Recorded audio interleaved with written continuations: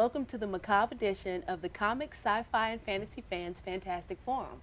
Every time I do that, I feel awesome. Try it at home. Today's show, the reason I say it's the macabre edition is because I'm having flashbacks of Elvira's Theater of the Macabre, which my godmother tortured me by making me watch. One of the things she made me watch was Salem's Lot. Horrible.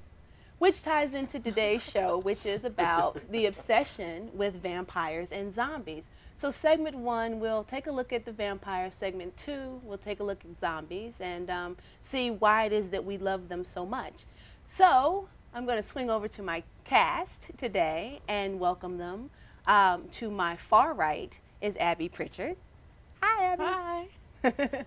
Beside her is this guy that I'm not sure, Drew Bittner, maybe?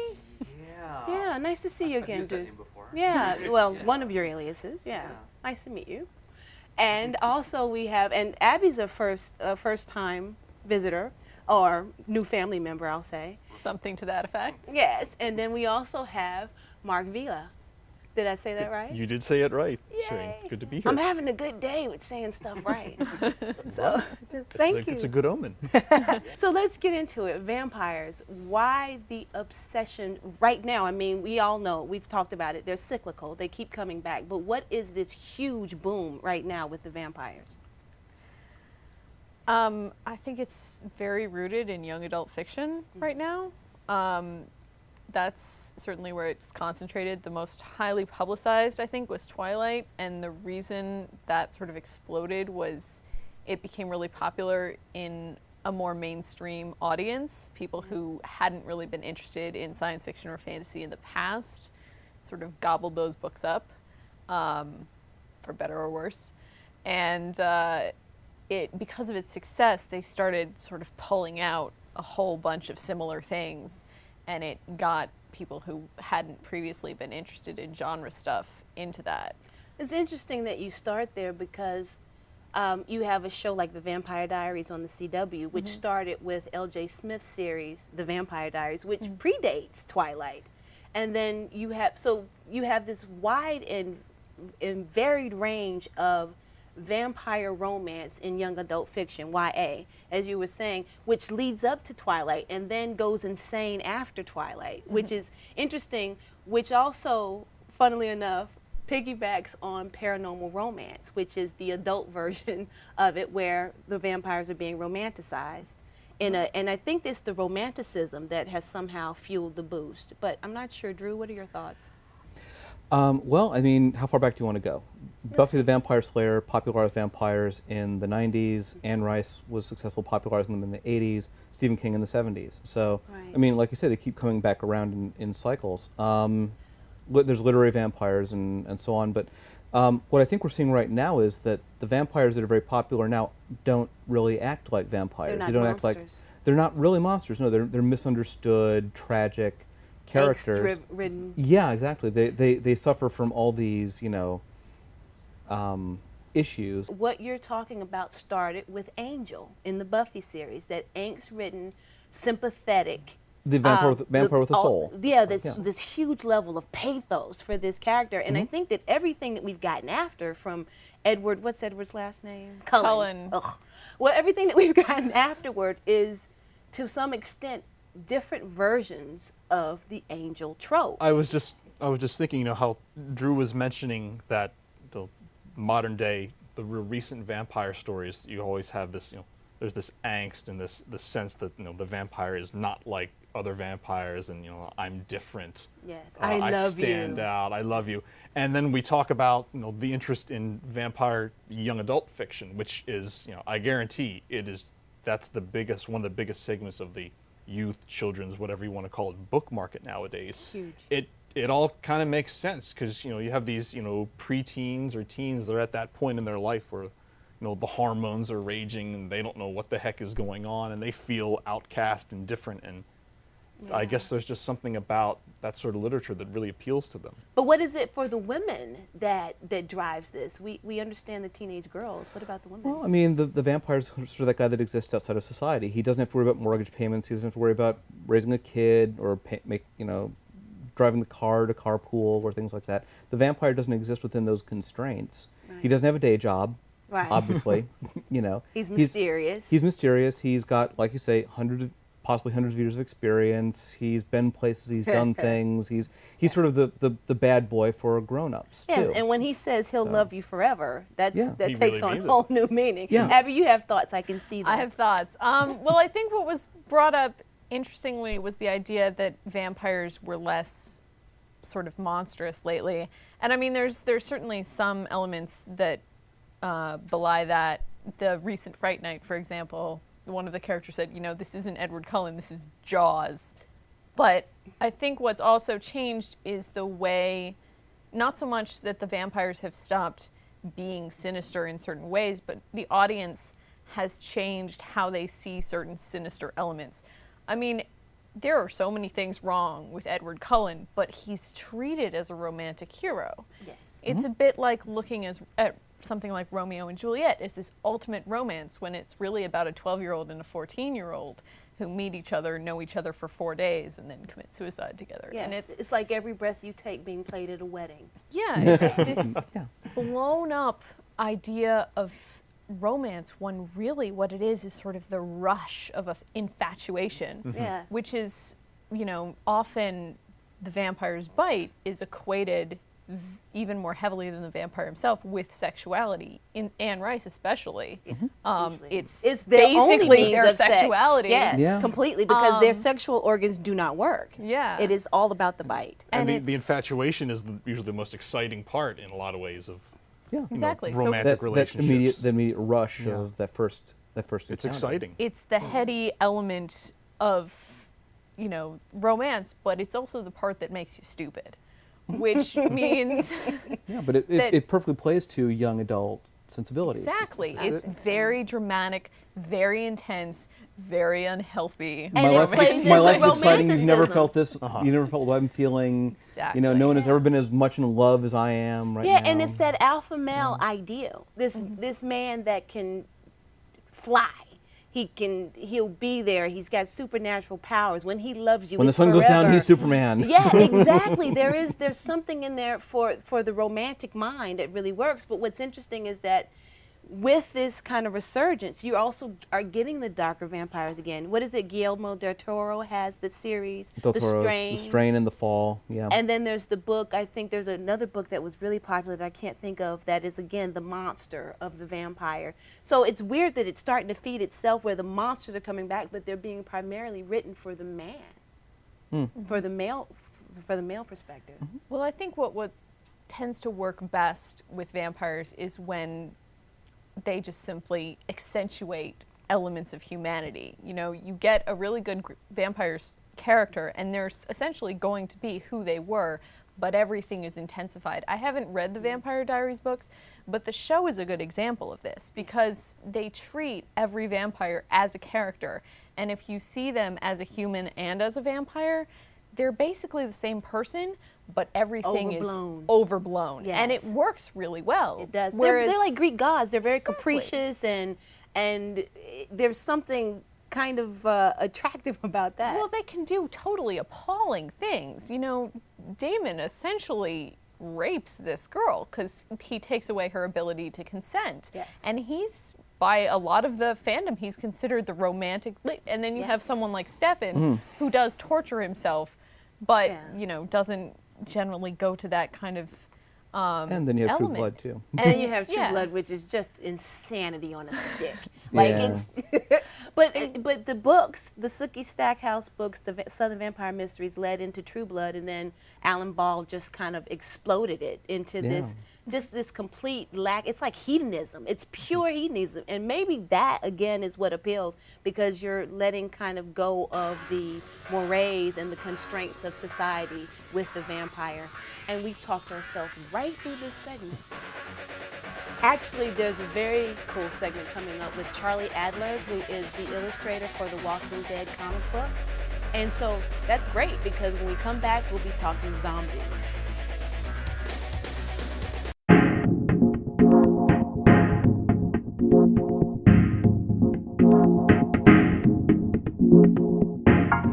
Hey, it's Billie Rae Bates for Fantastic Fantastic Forum here at Baltimore Comic Con. I'm with Charlie Adlard. Hello, Charlie. Hi. You are the artist for the Walking Dead series. How long have you had that gig?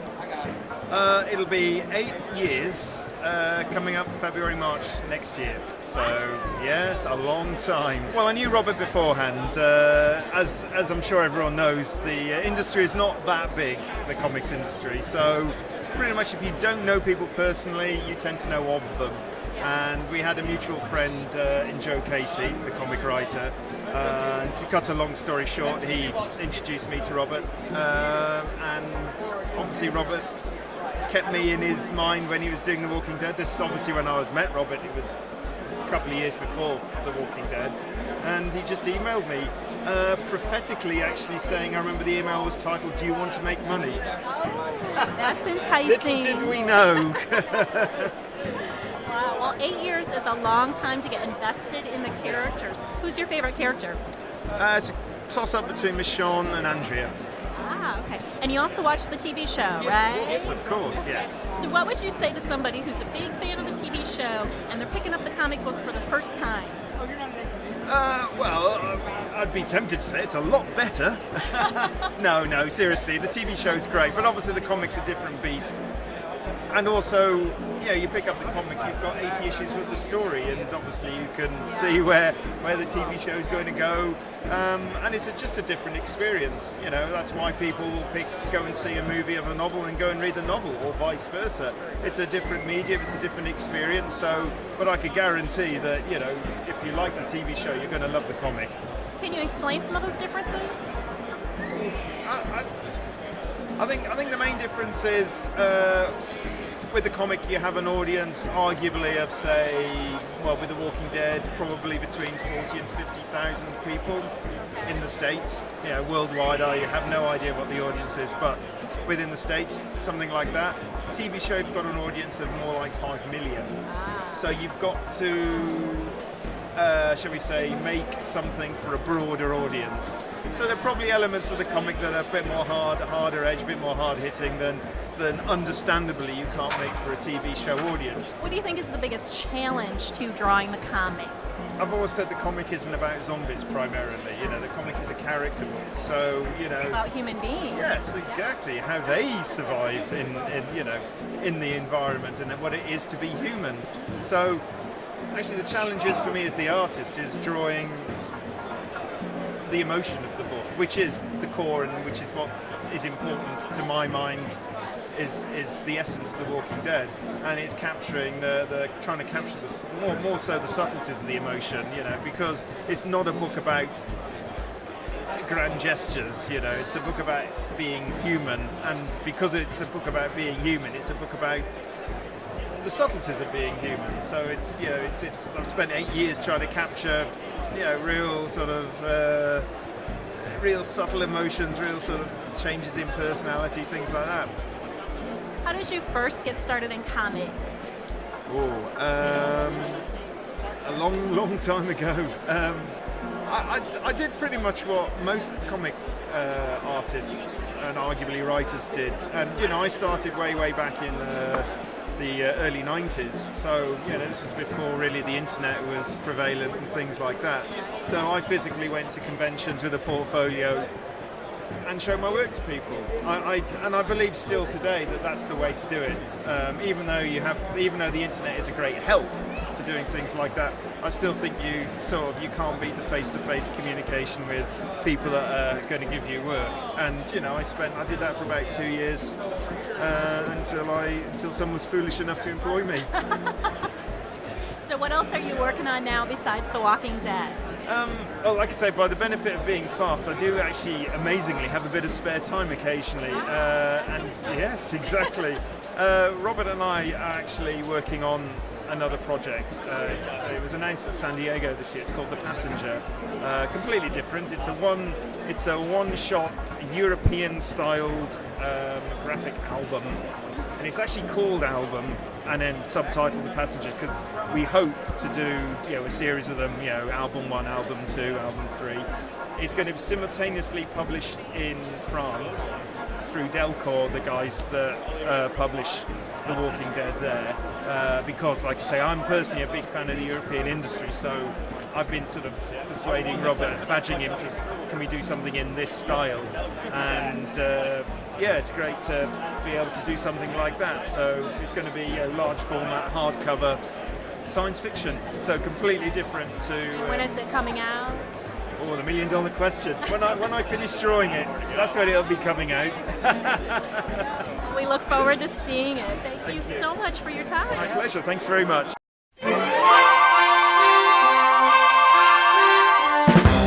Hello, viewers. It's Ulysses Campbell coming to you today with another edition of the Fantastic Forum Mailbag. Today's letter comes from Mr. Philip Metcalf of New York. It says, I'm a fan of classic science fiction literature.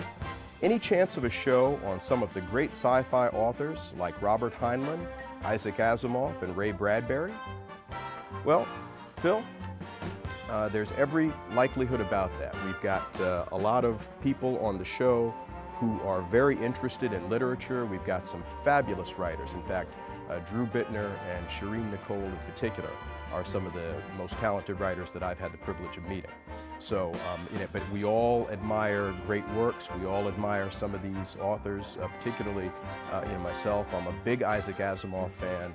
And because you asked for it, I think that there is every likelihood that if you keep tuning in, you're going to see exactly what it is you want. So, thanks for the suggestion. Thanks for the letter. Anybody else who's got any letters that you want to submit to us, you can email me at producer@dcfantasticforum.com. Thanks for watching, and please keep tuning in.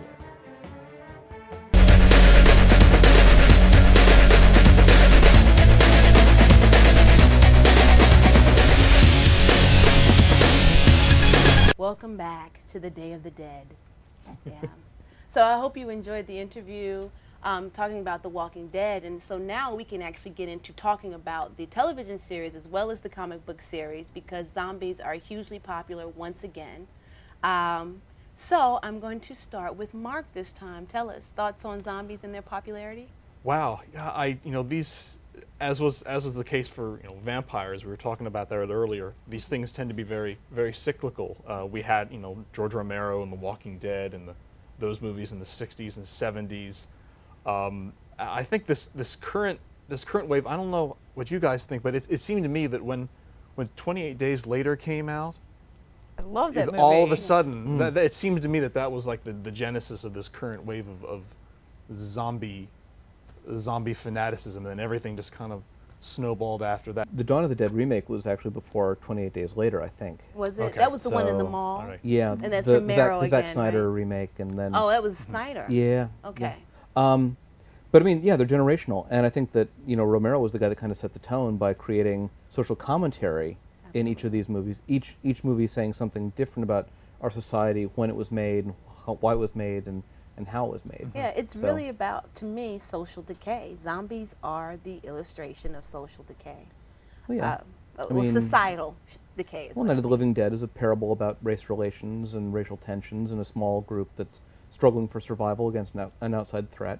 Dawn of the Dead is about consumerism. Day of the Dead is about the military, industrial, scientific complex and how these worlds are constantly in collision. Yeah. Land of the Dead, you could see as about a story about the homeless, Right. that the homeless have been marginalized and that they kind of rise up and get their revenge. So. Yeah. Abby, you have thoughts? Well, I think if we're tying the beginning of this wave to zombies to 28 Days Later, I think the great and interesting thing about that movie was, of course, these people weren't dead, they were infected. And, That you was can a go nice back twist. and forth on whether that's counts as a zombie. I tend to put it in the zombie camp, but I think that makes it the most plausible movie monster that you're going to have. That's as close as you get to sort of realism, but much beyond things like vampires and werewolves. And I think it works very well as an illustration of some aspect of society, but I think it also sort of touches as close to society as monster movies really can. And I think it also tells you the most about the people interacting with the like The Walking Dead is this iconic comic about a zombie apocalypse, but at the same time, it's much more about the people and how they survive and how they And how they react. exactly And what it brings out in these people. Yeah, They're- and the template is really always the same. And Kirkman has even said that The Walking Dead was inspired by the end of a zombie movie being that the survivors go on somewhere else. He said, well, where do they go to? The entire world is like this. You know, where will they find safety, sanctuary, more weapons, food? And you know, in a situation like that, you know, humans are, they become so desperate to survive, you know, that they're willing to do just about anything to survive, even if it means doing horrible things to other people, to each other. And you know, that begs the question: when all is said and done, you know, who's worse, the zombies or the humans? That's what made the end of the book, at least in I Am Legend, so powerful, because he actually, you know, he's captured by these people who have become people again. Right. They have this awareness, they have a society, they've rebuilt it, and they're all, I mean, they say vampires, but they're really much more characteristics of zombies.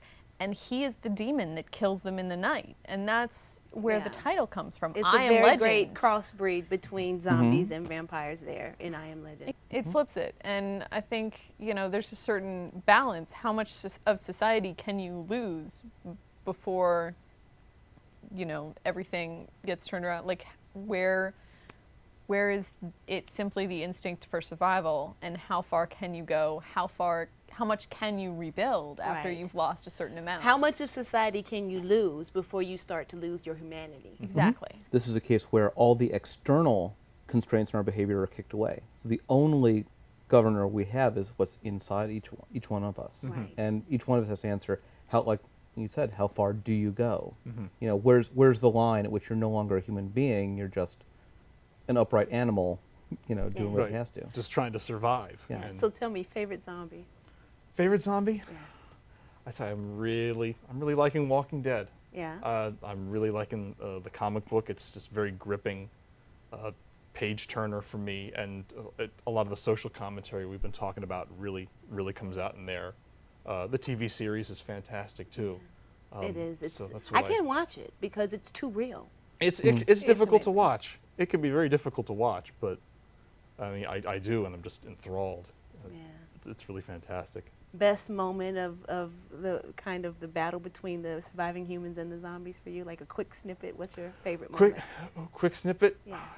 Well, I would have to say just a moment in the TV series pops in mind when they're all entrenched in one of their camps, and one of the survivors is beating up on his wife, and then the Sheriff Rick goes and does a number on him, and it's so brutal. I mean, you think about what the zombies are doing to them, but then you see just the amount of violence that the humans are inflicting on each other, and it's equally as brutal, and on some level even worse so, because you expect better of human beings. The They're zombies supposed to have an have excuse. Yeah, humans have standards. And they have codes of conduct that they're supposed to follow, and it's getting to the point where those codes of conduct, because of the survival situation, are becoming ignored. No, that's great. You know. Drew, favorite zombie?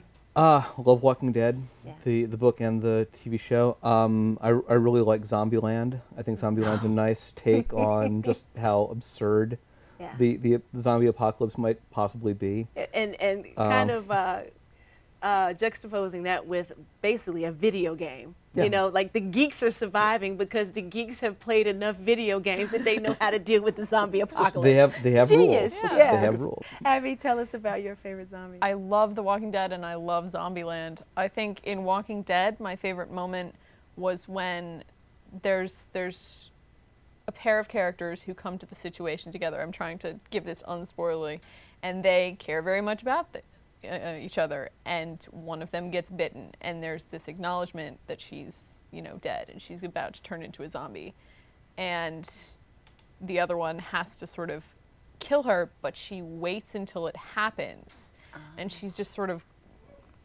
until the last possible second, and it's just kind of twisted. And I love that in Walking Dead, at least, you're sort of stuck, abandoned with all the people you wouldn't want to be abandoned with in a zombie apocalypse. Drew, you had a thought that you were Oh, I was going to say we have a lot to look forward to too. Not only is Walking Dead season 2 kicking into gear, but also Brad Pitt is making World War Z, Really? which is a zombie Brad epic. Pitt. Brad Pitt is making World War Z. Yes, based on the novel by By Max Max Brooks, Brooks, yeah. which is who also wrote the Zombie Survival Manual. Basically, it's a worldwide. It's the novel is a retrospective 10 years after the end of the zombie wars and what people had to do to survive and how civilization pulled itself back together. It's almost like a documentary. Yeah, exactly. I really hope it's, I read it and I was kind of like, is this filmable? Because, it's all different perspectives. Every And it's single all over the chapter world. it's all these different, and it would work really well as a sort of a faux documentary, but it's not going to have, a singular character and a singular plot that you follow around. Yeah, I'm and looking it sounds- forward to it- that. it That sounds- sounds really like a good. lot It of sounds fun. a lot more now like it's going to be in the midst of Right. the zombie wars. Well, see, that's the mistake that they make, but So- we're not going to go there. But I think that this conversation has led me to believe there's something very gleeful about zombies in the end. Like we're grinning. Like when we're talking about the vampires, it was like, oh, and they're this and they're that. But with the zombies, we're grinning about these moments of kind of the savagery of it all. The difference to me is this: that vampires are the ones that live outside the law, outside Yes. the rules. In zombie survival fiction, we're the ones that get to live outside the rules. I was just So all about the- to say all that. The, all It the takes constraints are off. Everything Yeah. is, So all of a sudden, you have the freedom to go lob something's head off with an axe or shoot it with a shotgun or whatever. It's Right. it's a this weird sense of, hey, I can do anything I want because all of a sudden the rules have just yeah. gone out the window. Vampires are all about intensifying, whereas zombies are basically just brain-eating machines. And about that, Yeah. if you haven't seen it yet, go online and look for the trailer, the little feature film they made, or not feature, but short film they made for Dead Island. Oh my it's, God. It's amazingly powerful and it's very emotional. It's like 2 minutes of this girl running from a zombie horde when her family's in a hotel room. Very, very powerful, very effective. It is Wow. horrific. Really need to It's see it. horrific. Brilliant. Yeah. Yeah. The way they shoot it is just astounding. I Yeah. don't know what it is about horror and glee that goes so well together, but it's a little shocking and horrifying.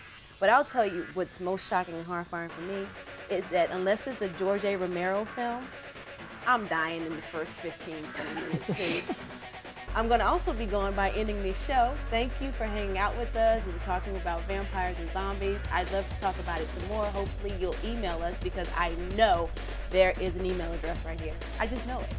I'm psychic.